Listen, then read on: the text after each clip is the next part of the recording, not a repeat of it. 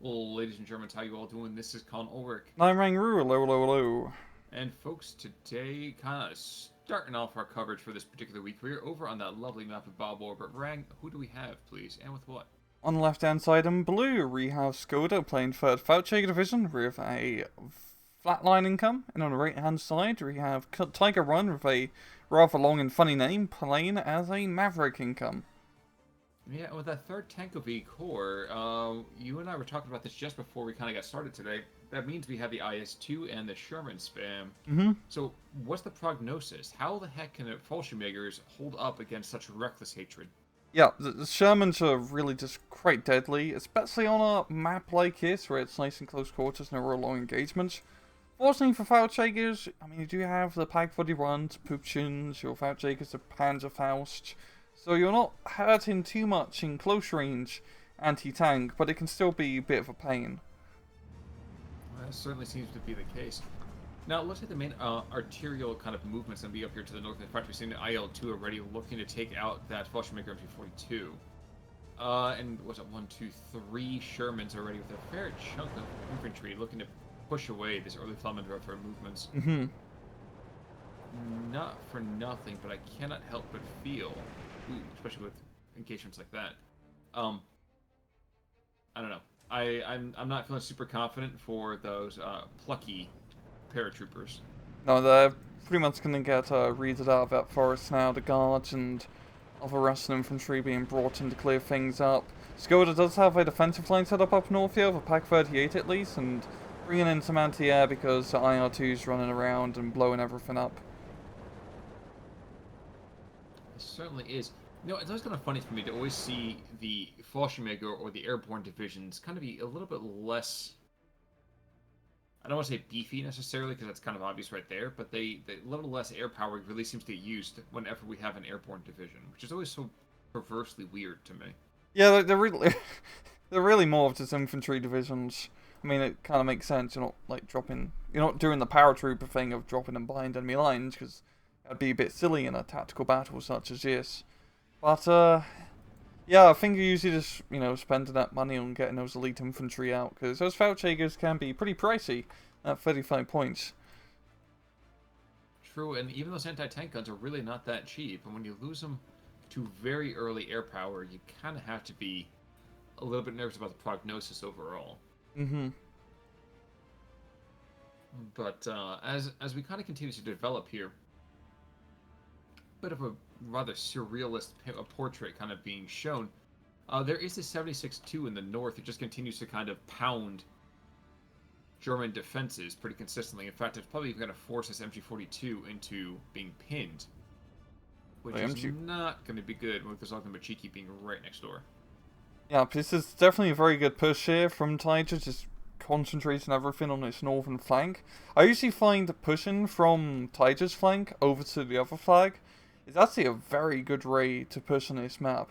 Because yes, you do have that hillside, but it also acts as a benefit as you can only put so much along the ridge as there's no real cover, so you have quite a bit of a gap that you could run up units and get nice and close into the town. And then by end, you'll pretty much got the hill. Yes, indeed. Let's get a bit of a furball happen down to the south. No, never mind. That was a rather quick kill there. I'm actually quite surprised by some rather unique duels, like Aziz engaging an MG42 from about 200 yards away. Yeah, we're seeing a lot of this MG42 play, which you don't only see heavy machine gun play like this all that often, but without Jaegers, where you don't have a lot of, you don't really have IG-18s, you do have the other support guns, they are nice to have. They certainly are. Unfortunately, they don't react well when you drop, 600 kilograms of bombs on them. Yeah, that will kind of kill their machine gun team. Kind of removes the mood. And here, actually, right now to the north, we're seeing exactly what you were talking about. So if you check the line of sight over here on this ridge line, you can see that they are in that beaten zone just shy of the crest of the hill. And even when you get up to the crest of the hill, there's all these initial buildings that just have such, rinky-dink, little tiny, thin sight lines between everything. Yeah. And he is moving up some Feldjägers to try to... If he can get us Feldjägers up, and maybe he can Panzerfaust a Sherman or two, but Taiga is moving up infantry to screen in front, just like he should. And yeah, those Shermans are just absolutely deadly. We've even got a mortar, I was about to say mortar half track, but a mortar bike is pounding away. Yo, he is hitting, or not hitting, he's missing. He's hitting dirt. Well, one would certainly hope that most mortar shells would hit dirt at some point. Mm-hmm. But right now, actually, we're going to see, yep, one more IL-2 coming in, and he's going to kill first what's going to hurt him most. And that Pack 40 is not going to survive for too long, I don't think. Finally seen some armoured play here from Shkodder with Sonic 3, as well as those Italian recon cars, and a Panzerschrank. He really could use that Panzerschrank. We're seeing already that the Pack 40 is already gone. And that's, I mean, you're placed perfectly. From the Russian perspective, this is absolutely perfect. Kill the light vehicles, kill the AT guns, and other than that, just you have standoff firepower. You don't have to worry about anything else. Yeah, at close range, Shermans are really quite brutal. And now he's getting in more infantry, gonna be... I feel like he's gonna bring some along that, like, northern southern bridge.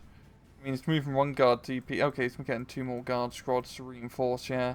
And capturing a second bridgehead is definitely a pretty huge bane, or pretty good gain, not a bane. It's a good thing.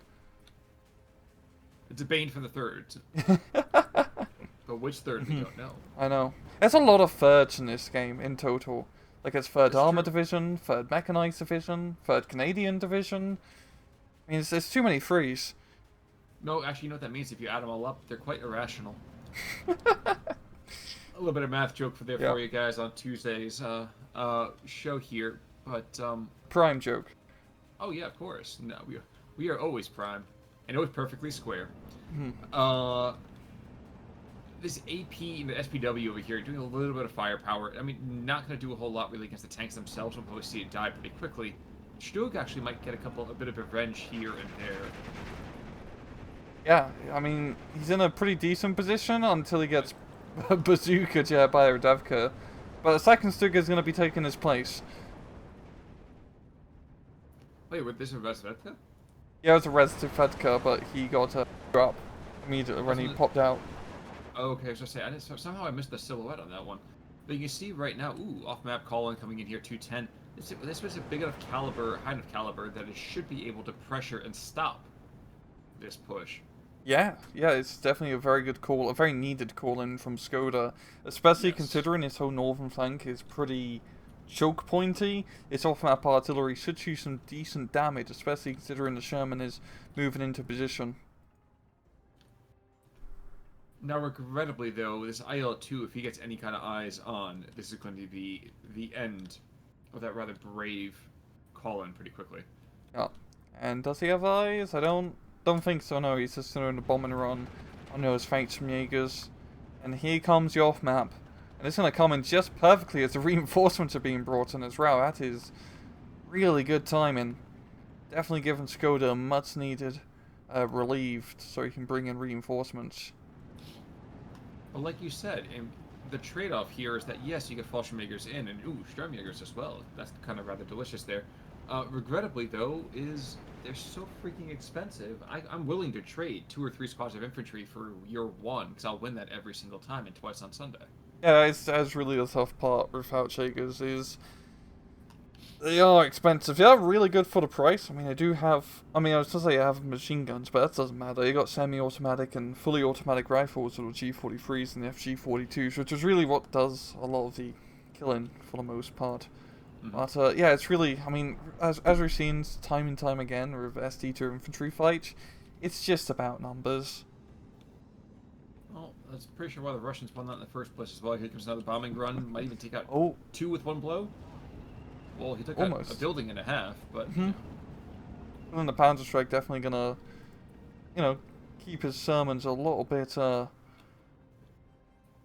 less stressed out. I was trying to think of something fancy, but what is fancy is this IS-2 coming in. Definitely gonna be... Definitely a little bit overkill for the northern flank, as this, it's a rather close-range map. No, but there is a certain level of... I'm not going to say necessity per se, but but there's a certain level of just kind of neededness to shock and make things pretty awful for your opponent. Make it as unbearable as possible. I know at this point, if I'm the third and I see an IS-2 roll up, I'm thinking to myself, all right, do I pack it in already? No, I mean, I'm not going to be able to scratch anything. Like, nothing I've got is going to be able to scratch him unless I'm somehow able to get some infantry in nice and close. Or I don't know. Yeah, well, he could also get, like, his best bet in that sort of situation is try to get that Panzerschreck or Pupchen out. Now that I agree with as well. It's relatively mobile, all things considered, and I'm sorry, I was watching as this next attempted push across the center begins to develop. Yes, we have a quick TOT to the north, but, you know, big deal. Oh.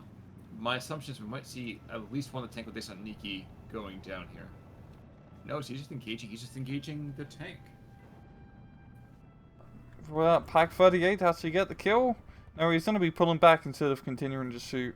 Oh, that's because he's trying to bring in a Panzerschreck to try to get the snipe, which is going to work.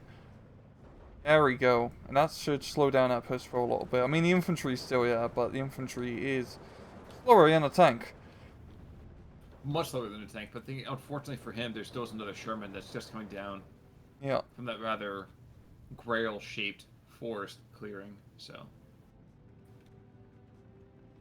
Second barrage comes into the north, doing, like you said, an admirable job trying to stem the bleeding. But I think this is I think it's going to be kind of a difficult prospect, even as we move into that phase B. This is where the Russians are really going to step up their game even that much more. Yeah, I mean, the income advantage in phase B is pretty significant, but it does even out in a sense for Shkodder, as they have the same advantage heading into C phase.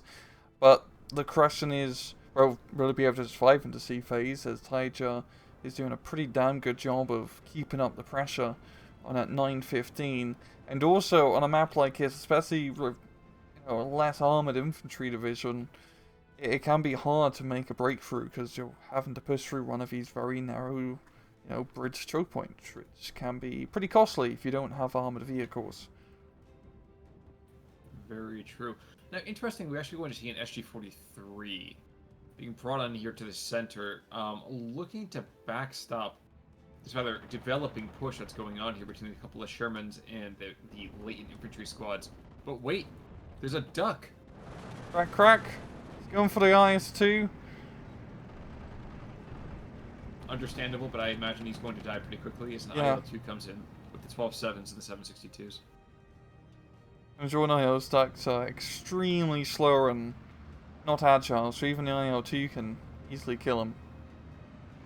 Doesn't have any anti-air. Oh no, the duck's... Maybe a duck is faster. No, it is slower. It's much slower.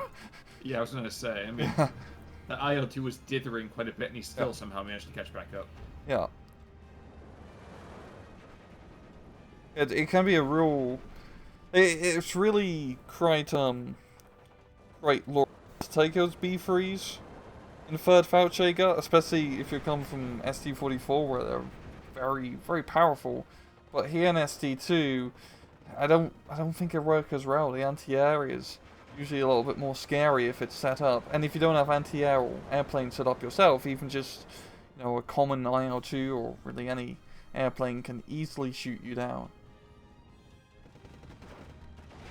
That is regrettably true. Now we're seeing right now there's that Sherman on the southern slope of the northernmost hill. And just lofting rounds downrange and just kind of interdicting this infantry. You can see it right now. And like you said, I'm fine to get rid of the enemy's vehicles, even if I trade out some of my own. Because now we're seeing the interdiction of the infantry. Yep. Seeing all the Avtos coming in to try and clear through the forest. These guys are going to surrender in about 3 seconds. Here we go. 3, 2... I was off by a second. I don't think it matters much to those poor devils down there. One of them's going to surrender at full HP still, which is not a good loss. He's bringing in a bunch of Stags, but that's not really going to do too much. Yeah, third mechanized is a real bastard division to fight on especially a map like it's just like with the first Polish infantry division. It's just there's enough of those cheap medium tanks, especially Shermans, which are better in the T-34-76s, and not as much infantry compared to other infantry divisions, but enough to still be a pain in the ass when you're just having hordes of Strelkies, or I mean guards and Avtos flooding your positions. Yep. So I'm not going to suggest that these Three Musketeers over here that it's impossible for them to kind of turn the tide. It's just that to a certain extent they're trying to stop the tide with their, good intentions, and their hands kind of spread really, really wide. Oh. And Taiga's done a really good job of just, exploiting the momentum. Like, he didn't just continue hounding a ray at the far northern flank, where he was just constantly getting off-map artillery. He actually expanded his assault down south and managed to reave his way into the center part of the map and capture a huge amount of territory. Which is nice to see someone actually do that rather than just, as we see time and time again, people just butt heads in one specific flank and then nothing happens, even though you could just move south a little bit, or north, depending on the map, and capture, swaths of territory, huge tracts of land. And isn't that what we all want in life? Just a huge tract of land, just a good field to plow. Or Shromp. Exactly. And very, very patient masons. Yeah. Do you want to take us to times 2? That's like 17. Sounds good. And here comes that times 2. Folks, I think it's pretty easy to see where the writing is on this one right here. Regrettably, it looks like Taiga is gonna see his opponent kind of ground down into the dust just all too quickly. Yeah. And this is one of those divisional mismatches that you want to avoid. It's very, very difficult to kind of fight uphill both ways on this map. Yeah, third Faustjäger is just... I mean, they weren't great in ST44, but in ST2 they're also not great. I mean, currently, right now, of infantry, it just comes down to numbers and infantry spam. And you can kind of do that with third Faustjägers, because you got good availability on the Faustjägers, but you don't have the price efficiency compared to other, especially Russian infantry squads in this regard. And also the lack of actual armor and whatnot can definitely hinder you. I mean, don't get me wrong. I mean, the Strokes and the Pak-40s, when they're only fighting even numbers, can give a good account of themselves. But good luck engaging the IS-2s. Yeah. Good luck engaging the numbers of Shermans, and these IL-2s are just absolutely devastating. Yeah. PE-2's coming in now. Pretty heavy bomb loadout.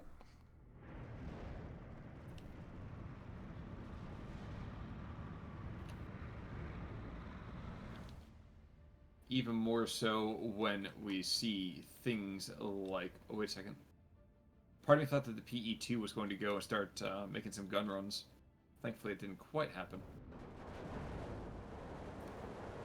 And Taiga's just mopping up the southern end of the map now. Pretty much meant to secure all of the bridgeheads. Shkodder is going to be fighting it till the last man. Which you kind of have to respect a little bit, but this isn't Crete, and the third Fallschirmmaker over here is not going to have this entered into any annals of history. Nope.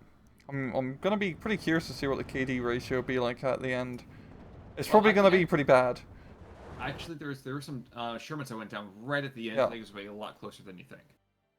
Okay, 900, that's not too bad considering the amount of territory Taiga managed to take, but looking at the kills, goddamn, one of those Shermans. I was wrong. And the IL-2 as well. Yeah. Damn, knocking out like 2 anti-tank guns, yeah, and the B3. That's a pretty damn good IL-2, right? Yeah. Definitely paid himself off. A bit of an HVT, isn't it? Yeah. And then losses, it really just... The off-map was... Yeah. The king. There wasn't much of a king, more of a prince, yeah, for Shkodder in terms of effectiveness. Well, at least it wasn't a jester. That's kind of an important thing. But hey, folks, we're not going to dwell on this. Again, bad luck to Shkodder over here to match up third tank against third Fallschirmmaker. But you know what? Sometimes you're the windshield, sometimes you're the bug. Yep. So Any final thoughts for this one, sir? None. Okay, folks, we're gonna keep it short and sweet today. So you guys stay sweet as well, and I guess we will see you all soon. Until next time, I'm Conor Work. I'm Rangru, take it easy.